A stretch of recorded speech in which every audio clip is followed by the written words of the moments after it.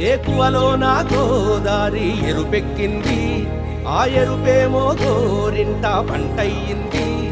ఏకువలో నా గోదారి ఎరుపెక్కింది, ఆ ఎరుపేమో గోరింట పంటయ్యింది. పండిన చేతికెన్నో సిగ్గులొచ్చి ఆహా సిగ్గంత చీర కట్టింది. చీరలో చందా